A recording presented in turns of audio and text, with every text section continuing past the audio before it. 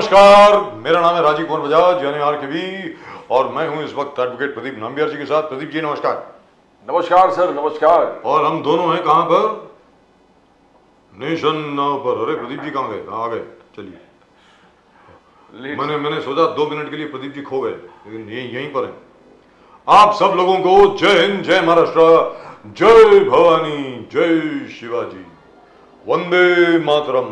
Vande Mataram. So Pradeep ji, what we said yesterday, finally the Women's Reservation Bill has been passed. 33% reservation for women is now an act of parliament, and irrespective of the time that it takes to implement it, nothing can stop it now. That is what Mr. Modi says, historic landmark achievement in the democratic history of India. That's right. You have taken a quantum jump where the pillars of liberty, justice, equality is concerned. 33% reservations. Fantastic. I feel so good. Very frankly speaking, I really feel really truly good. But the only thing is, I hope they implement it, quicker. At the moment, what is happening is that... That is what Rahul Gandhi says. I want immediate implementation. Immediate would be impossible. I want OBC representation, reservation to also included in this. लेकिन क्योंकि प्रदीप जी सबसे बड़ी बात यह है कि delimitation कैसे होगी? Unless and until there is a proper caste-based reservation, caste-based census, delimitation. How will you have delimitation? He is not concerned. He says, I want the immediate implementation along with the OBC reservation. What does he there think? shouldn't be any delay. What does he think? Where does he think he is? On the breakfast table, he's screaming at his mother, I don't want to have porridge, I want to have my, muesli now. Yes, right now. And he says the Prime Minister Modi is running away from the caste census. Caste census, right. Jatiya Janaganana. But that was completed in 2011, that there is no doubt, and the data was collated and presented to the government in 2014. The Department of Statistics said that there are certain flaws in this and they have not released it. So the entire exercise was an exercise in futility because nothing happened after that. But here then you blame both the governments. 2011. No, but 2011, Pradeep, it took 3 years to collate the data because that was presented in 2014. That the data takes about 2 to 3 years to collect. You can't do it very, very quickly. So it was the responsibility of the Modi government to present it. But as they said that, hey, listen, there seem to be too many flaws here. Because if suppose they had released that data and that data had shown something which was completely skewered, we would have had a problem.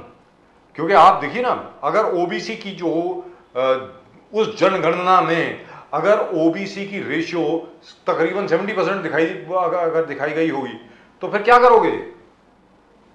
You can't take it back because once you have released it, if you try to take it back, then all the castes that have come into that particular ratio or in that particular percentage are going to scream, bloody blue murder, that you are trying to cheat us. So they decided to play safe. But the only thing is, a new census should have been announced in 2021, which it wasn't. So Mr. Rahul Gandhi wants an immediate caste-based census. I believe Mr. Modi is running away from that. Modi ji Jatiya Janaganana se bhag rahe hain. That is and we also have the social media tweet of the Congress. And Pradeep ji, we also have the very astonishing and very disgusting situation of an honourable member of parliament, Mr. Bidhuri, saying whatever he did today in parliament. I've never heard such language ever in my life. What came over him? How can he talk like that in the Lok Sabha? I mean, this is terrible. I mean, you had the best debates. Yes. The entire thing was on, you called it a landmark achievement where women's reservation was concerned. And then if the landmark proceedings were going on, there has to be some sense of responsibility that the future generation is watching you. And we remember by example. We remember Atal Bihari Vajpayee, we remember Pramod Mahajan, we remember Arun Jaitley, we remember Sushma Swaraj, we remember people like that from the BJP. And then we have this Mr. Bidhuri. Oh my God, this is... I hope the BJP at least suspends and expels this fellow. This is terrible. I mean, absolutely terrible. Anyway, we must congratulate the BJP. We must congratulate Mr. Modi for the passing of the Women's Reservation Bill, and to talk about it right now we have Aarti Pugakar ji of the Bharatiya Janata Party. Aarti ji, namaskar. नमस्कार बजाज जी, नमस्कार प्रदीप नामयाल जी, नमस्कार ma'am, नमस्कार, नमस्कार, Vande Mataram. Is there a new pair of glasses you've got? They're looking really nice. They're looking really and truly lovely. You know that Ganpati festival is going on and today is Gauri Pujan. Ji. So I am all set for that. And then I have to join you also. Why? Om Shri Ganeshaya Namaha. Om Shri Ganeshaya Namaha. Gauri Vandan. Hare Baba, Hare Baba. Wonderful. Absolutely wonderful. I am so happy that you could join us. Really and truly lovely. Thank you very much, ma'am. कि आज गौरी पूजा के दिन आप हमारे साथ आए, इसके लिए आपका बहुत बहुत बहुत बहुत धन्यवाद. Thank you so much. तो मोदी जी ने पास करवाई दिया. जी हाँ सर. महिला आरक्षण बिल पास हो गया, अब एक्ट बन गया साहब. अब तो उसका कुछ नहीं हो सकता. अब तो ये बन गया, अब तो आ गया जी. तो you must be feeling very happy. You must be feeling very happy. I am feeling happy and I am not a woman. जी. Yes, yes, indeed, I am feeling very happy, and I must say that not only me, many women like me, right? Those who are in politics and those who are not in politics, because it is not only, I don't say it as a reservation in only parliament and assembly. This is basically a way or an opportunity to voice, more strongly and effectively. So I am very sure that now the voice will reach to the apex level with that effectiveness. So I am very much thankful to Modi ji, and yes, Ganpati festival है, गौरी जी आए हैं हमारे यहाँ पे, बहुत खुशी का माहौल है. और मुझे लगता है कि मोदी जी ने जिस तरह से महिलाओं का मान सम्मान किया है, नए घर में प्रवेश करते वक्त जिस तरह से लक्ष्मी जी की पूजा करते हैं, स्थापना करते हैं, तो उसी तरह से उनका मान सम्मान किया है. तो उनकी कृपा बिल्कुल बिल्कुल बनी रहेगी मोदी जी पर, भारतीय जनता पार्टी पर और हमारे इस शासन पर जी. और देश पर, सबसे बड़ी बात है देश पर, भारत पर, देश पर. But really lovely. I am so happy. Pradeep, Pradeep ji, the thing is that Modi is one guy who actually does it. If he says something, you can be sure it will be done. मतलब सबसे बड़ी बात है कि नया culture एक introduce हुआ है, मतलब पहली बार शायद, कि अगर सरकार की तरफ से कोई घोषणा आती है तो उस घोषणा पर अमल भी होगा. अब वो कितना कारगर होगा, कितना नहीं होगा, अलग बात है, लेकिन इट विल बी इम्प्लीमेंटेड. जी बताएं. महिला आरक्षण के बारे में 9 साल पहले जब मैनिफेस्टो आया था, उसी में बोला गया था, and before the tenure gets over, this bill is basically tabled and it is passed with good amount of votes in Lok Sabha and Rajya Sabha. So very happy for that. Pradeep ji. Aarti ji, Modi ji calls it a historical achievement in the democratic history of India. Well, it's phenomenal. It's a quantum leap where rights are concerned, equality is concerned. Modi ji ने और JP Nadda, Amit Shah ने बार-बार parliament में कहा कि BJP has been practicing this all the time. उन्होंने गिनाया कि 42 women MPs in the Lok Sabha, 14 MPs in the Rajya Sabha, 10 women ministers. He said 33% is always हमने हमेशा incorporate किया है irrespective of this particular act. And आगे जाके but Rahul Gandhi has a problem. Rahul Gandhi ji का कहना है कि आपको OBC रिजर्वेशन भी करना चाहिए, डिलिमिटेशन एक्सरसाइज आप पूरे डिले कर रहे हो, इनको तुरंत इंप्लीमेंट करना चाहिए. The ends of justice will be met only if immediately it is implemented. Rahul Gandhi differs. He says BJP is just hogwash. How do you see it, Aarti ji? No, I'll answer both the questions, sir. You mentioned that JP Nadda ji have, given a list that how many MPs we have, how many. So I just want to add to it that when in स्थानिक स्वराज्य संस्थाओं में जब 50% आरक्षण दिया गया था, so I proudly say that even in Mumbai Mahaнаगर पालिका we have the maximum women corporators. So आरक्षण or percentage or the number is never, was never an issue for BJP. BJP have always respected women, given a chance. I will not say equal, but more than equal chance is always given to women in Bharatiya Janata Party, whether it is cadre-based post are given at or it is, in the decision-making process also. So BJP में तो ये होता ही है. अब आपने कहा राहुल जी का कहना, राहुल जी के बारे में क्या कहना जाए। देखिए, जिन्होंने 27 साल तक इस बिल को प्रलंबित रखा है, तो अगर वो आज कहते हैं कि किसी चीज के लिए देरी हो रही है, तो मुझे लगता है कि उन्हें पहले देखना चाहिए कि उनकी पार्टी ने किस तरह से पिछले इतने सारे समय में जो करना चाहिए था वो नहीं किया है, और परिणाम उसके आज है। तो मैं कहना चाहूंगी कि मोदी जी ने तो 9 साल में जो जो मैनिफेस्टो में लिखा था, we are trying to achieve it, right? We are trying to bring it on table and it is very much visible. अगर गिनाने जाए तो बहुत सारी चीजें हैं। तो राहुल जी जब इस तरह की बात कर रहे हैं, तो मुझे लगता है कि उन्होंने कुछ जो नहीं किया है उसकी लिस्ट बहुत ज्यादा लंबी है, जो आज सलाह देने जा रहे हैं मोदी जी को कि क्या करना चाहिए। लेकिन यहाँ पर एक चीज तो है भाई, पहली बार मैंने देखा है, very frankly speaking, after years and years and years of having been a journalist, पहली बार मैंने देखा है कि कोई भी पार्टी जो पावर में आई है, और मैंने बहुत पार्टियां देखी साहब पावर में, मुझे तो याद भी नहीं है कितने आए लोग, कितने गए, पहली बार देखा है कि कोई भी प्रधानमंत्री अपने मैनिफेस्टो पर ध्यान दे रहा है कि भाई ये हमने वादा किया था और ये पूरा हुआ कि नहीं हुआ। देखिए, पूरा सारे वादे पूरे करने तो असंभव है, नहीं होते, कुछ भी कर लीजिए आप, बीजेपी की हैं, आप कहेंगे कि नहीं हमारे लिए असंभव है, नहीं होता, नहीं, it is not possible. We are a democracy, we are not a dictatorship. आप ऐसा है, चाइना तो है नहीं कि एक बार हुक्म हो गया तो सब लोग everybody has to follow in line, नहीं होता ऐसा। तो the very fact that quite a few other things have also been done is amazing, really and truly incredible. लेकिन इसमें अब मेरी आपसे जानना चाह रहा हूँ, मतलब इस पर ज़्यादा खैर बात नहीं करेंगे, because I feel terrible about it, कि इतने बढ़िया मौके पे ये बिधूरी साहब को क्या हो गया, मतलब क्या ये बोलने की ज़रूरत पड़ गई पार्लियामेंट में, मतलब मैं इसको समझ नहीं पा रहा हूँ। How can he talk like this? He doesn't he realise कि वो he is trying to undermine the position of the prime minister. भाई आप बीजेपी के हैं, आप ऐसे बात कैसे कर सकते हैं? मेरी समझ के बारे, इसके बारे में अगर आप कुछ कहना चाहें तो बोलिए, अगर नहीं कहना चाहें तो कोई बात नहीं, will come on to some other subject. नहीं, तो मैं नहीं कहना चाहूंगी, क्योंकि because Parliament is the temple of democracy and everybody has to follow, have a discipline when they are talking in the temple of democracy. So मैं उनकी बात से मतलब सहमति की तो बात ही नहीं है। But BJP has sent a show cause notice to him, Bharatiya Janata party ने show cause notice भेजा है as to why action should not be taken against you, and everybody including all the senior members of parliament, senior ministers, everybody has said this is not done, absolutely not done, you can't do this,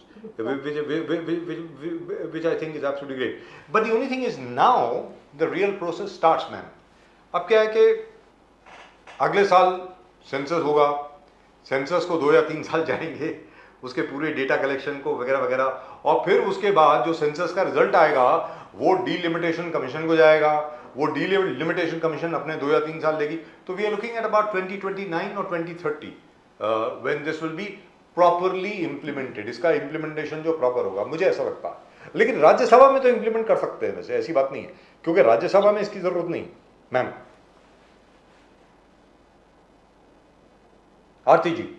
yes sir, as you said that कि लोकसभा में और जहाँ पे भी मतलब लोग चुन के आने की बात है, सेंसस है, then delimitations are concerned, all these issues are concerned, it will take time. But देखिए, ऐसा होता है कि कहीं से ना कहीं से शुरुआत होनी बहुत जरूरी होती है, क्योंकि इन्हीं मुद्दों को लेकर कांग्रेस ने 1996 में बिल लाया था, लेकिन वो 27 साल तक किसी ना किसी वजह से, किसी ना किसी बात से वो प्रलंबित ही रहा। तो मुझे लगता है कि शुरुआत हो गई है, और जैसे आपने कहा कि अगले साल, बिल्कुल मुझे भी पूरा विश्वास है कि अगले साल सेंसस शुरू होगा ही, 2021 में होना था, but then we know that we basically have faced covid and there was covid की वजह से नहीं हुआ, कोविड की वजह से नहीं हुआ मैम। तो जी दुरुस्त बात, 2021 से होना था सर, नहीं हो पाया। So now it will definitely start by next year, and now as the bill has passed, even I am very sure that Modi ji will also be very concerned, and he will see to it that as early as possible this will be implemented. Wonderful. Aarti ji, BJP stand, आपका slogan है कि गठबंधन गठबंधन सनातन धर्म विरोधी है, सनातन धर्म के खिलाफ है, and somebody has gone to the court and the Supreme Court has issued notice to the Tamil Nadu government and to Junior Stalin, Udaynithi Stalin, कि how can you talk like this? पूरे सनातन धर्म एक तरफ है, Covid, malaria, dengue. Now this is indirectly probably going to help Iran. How do you see this exact thing? Sanatan Dharm के खिलाफ है ही, आपने कहा BJP stand, but at the same time, don't you think that with Annamalai doing a door-to-door campaign वहाँ पर, all the anti-DMK votes are probably going to come into your झोला. How do you see it, Aarti ji? नहीं sir, देखिए, I think I have already talked, we met a debate before over this. Udhayanidhi ji के comment के ऊपर हमने बहुत सारी बात की है उसमें. So again my stand is the same, that what he has done, what he has said, I want to ask him, does और did constitution have given you right to talk about any religion? Secondly, Sanatan Dharma is not only a religion, it is a way of life.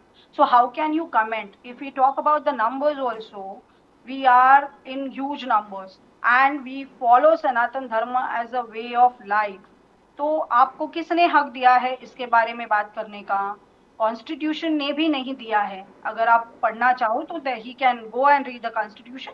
It's not, constitution has not given you right to talk about any religion, right? So उन्होंने जो किया है उसके repercussions तो आएंगे, वो देखेंगे, और हम भी देखेंगे आगे क्या होता है.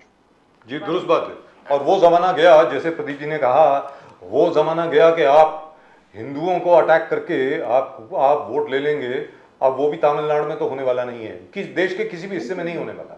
किसी को भी अटैक करके आप नहीं कर सकते. The Supreme Court has taken cognizance. Yes. Supreme Court has issued notice. Yes, they issued notice to the Tamil Nadu government and to Mr. Udayanidhi Stalin. बिल्कुल sir. Yes,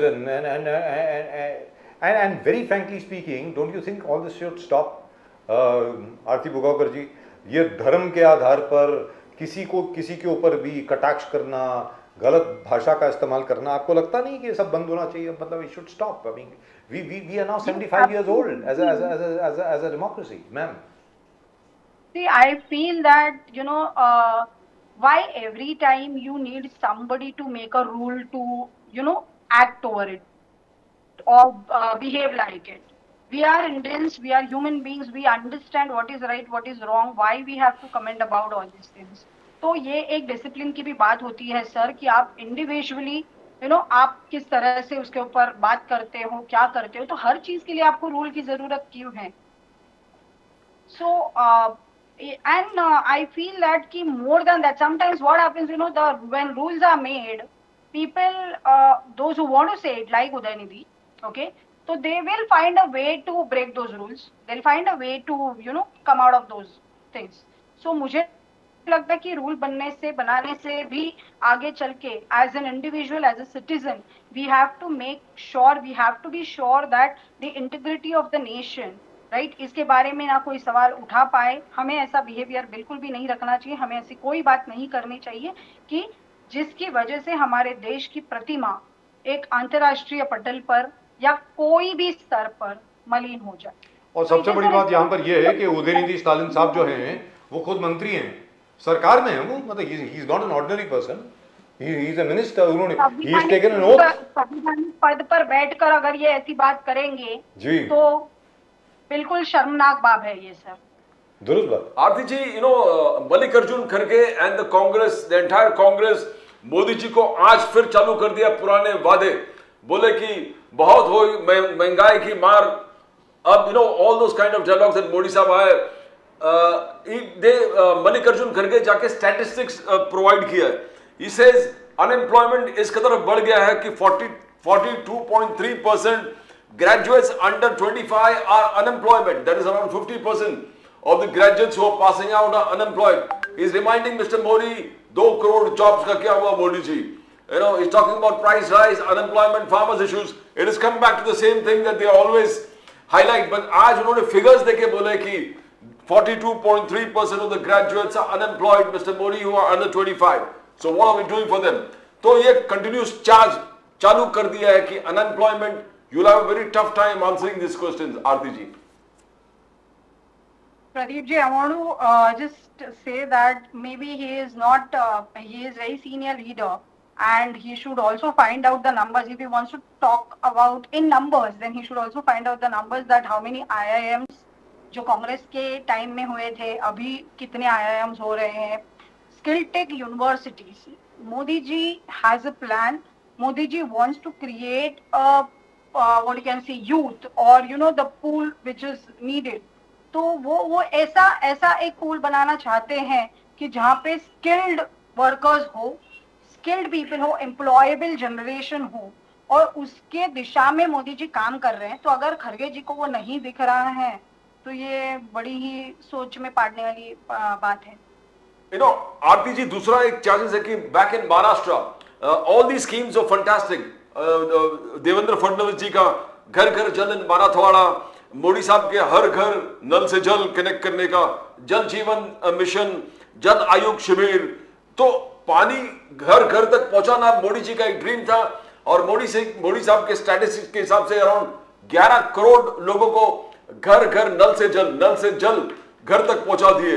but the opposition including Raj Thackeray ji के party MNS has saying that it has failed in Maharashtra. You have not been able to provide drinking water to the entire villages, some places in Marathwada. Forget about this. So there's a mismatch between what the government claims and what happened. Though Fadnavis ji ke schemes are fantastic, it is beautiful. Sapna, vision, everything is there. But the ground reality is the opposition, including Raj Thakre ji, says is far from truth. Reality se bahut dur hai, Aarti ji. How do you see that? नहीं, see, Nambiar ji, I will first talk about the schemes. As you said, I appreciate you agreed and said that कि देवेंद्र जी की जो schemes है वो बिल्कुल भी fantastic है. जलयुक्त शिवार जैसी इतनी बढ़िया स्कीम, मतलब I know and he knows how what and how decisions are to be made. I remember that when there was a situation where there was no water in Latur, he made sure that railway can be utilized and the water can be, reached to the people. So Modi ji जो देश में कर रहे हैं उसी तरह से उन्हीं के कदमों पे कदम रख कर देवेंद्र जी महाराष्ट्र में जो काम कर रहे हैं वो सराहनीय है ही. हाँ, ऐसे जैसे राज ठाकरे जी ने कुछ चीजें यहाँ पर मेंशन की है, एक दो जगह हो सकती है. जैसे हमने डिबेट की शुरुआती में ही कहा कि we can not make everyone happy at one go we can not make happy. But इसका मतलब ये नहीं है कि स्कीम्स जो है उनमें और जो परिस्थितियां हैं उनमें रियलिटी में बहुत ज्यादा अंतर है, ऐसा नहीं है. Everything is in process, everything is in line. And Devendra ji, हमारे चीफ मिनिस्टर शिंदे साहब, all are committed to give the facilities to people. And as we mentioned about नल से जल, ये तो स्कीम है ही, उसी के साथ हर घर बिजली. उसके लिए मैं जरूर बताना चाहूंगी कि पीयूष गोयल जी जब पावर मिनिस्टर थे तो उन्होंने ही हैज गिवन नंबर्स कि किस तरह से पूरे गांव में परिस्थितियां थी. And now with his efforts what is the scenario now. So our ministers, and we know that when we see at Modi ji, तो मेरे जैसी एक कार्यक्रम भी अगर अपने आप को झोंक के काम कर सकती है तो मिनिस्टर्स और वो तो छोड़ ही दीजिए, उनको करना ही है और वो सब कर ही रहे हैं. बहुत अच्छा काम सर. लेकिन आरती बोगाकर जी, सबसे बड़ी बात यहाँ पर ये बनती है जो एक जरा सा नहीं काफ़ी बड़ा एक ज़रा कॉम्प्लिकेटेड सब्जेक्ट है मराठा आरक्षण का.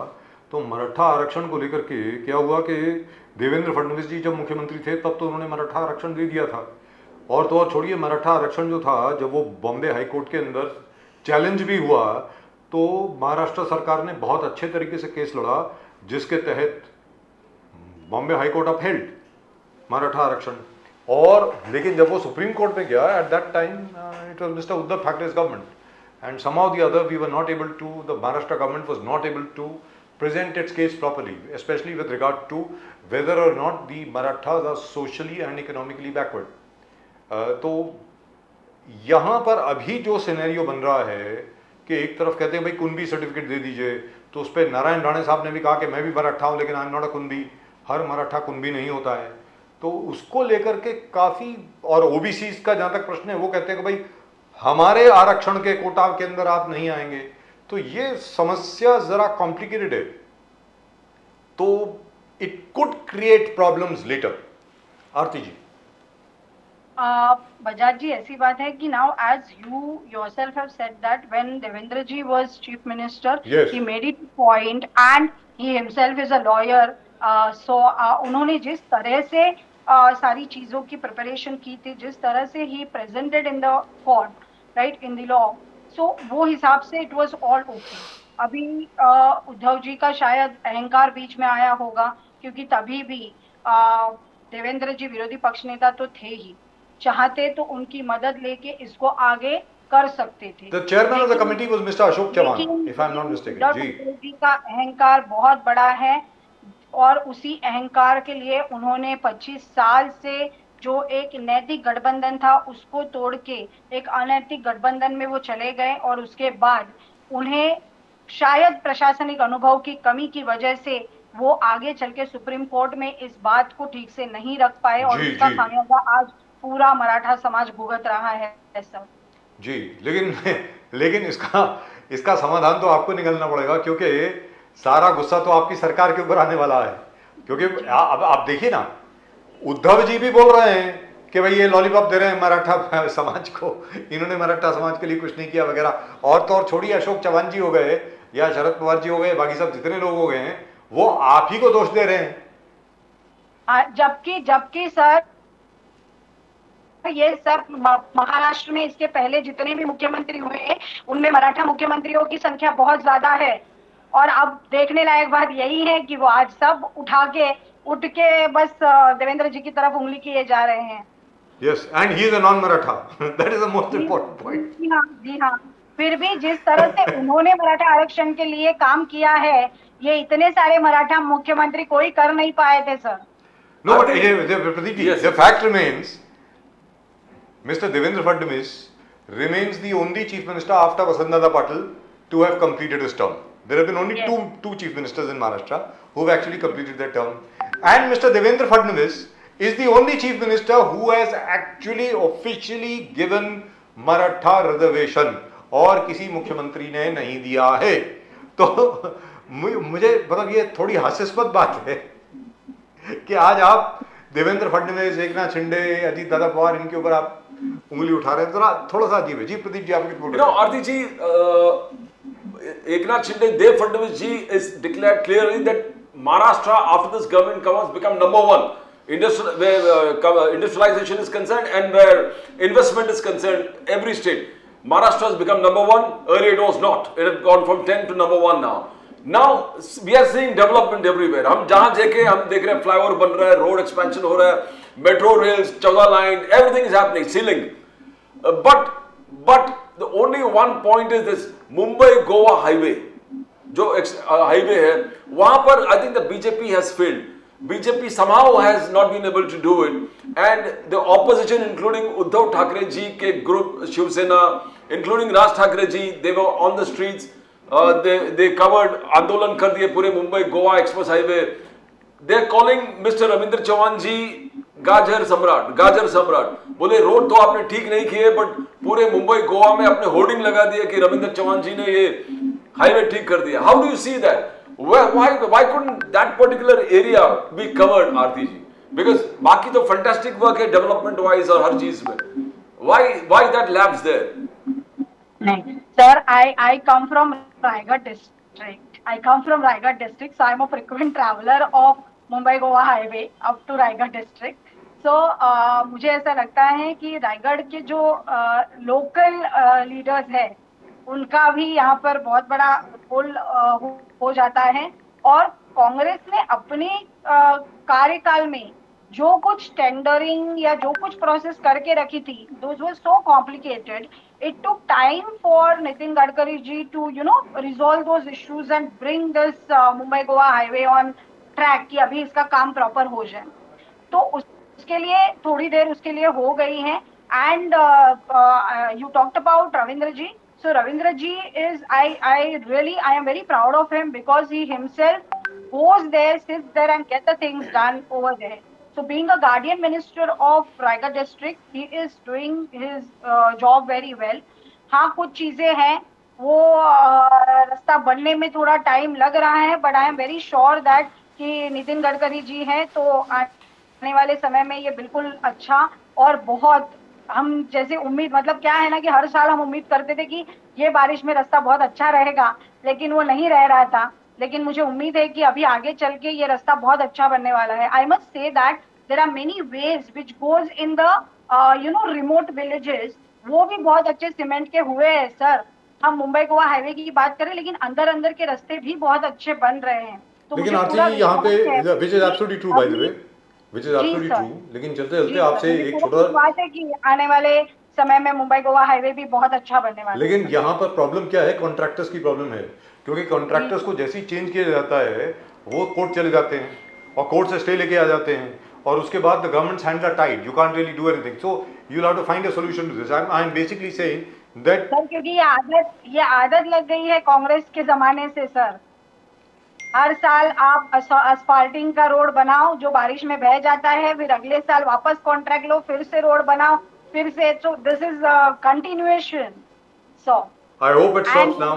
and Gadkari ji is a person, a man, who doesn't believe in this. He wants to build Mumbai Pune highway. He wants to build a road which are of cement concrete, जो बार बार बनाने ना पड़े। तो उसमें थोड़ा time जाएगा sir, लेकिन ये बिल्कुल मजबूती से बनने वाला है। लेकिन उसमें I hope they are able to solve the legal problems, that's the only thing that I am saying, because the contractors lobby is very strong, ma'am, you know that quite well, and you also know who are the people, जो local leaders आपने mention किए, they are the ones connected to the contractor lobby।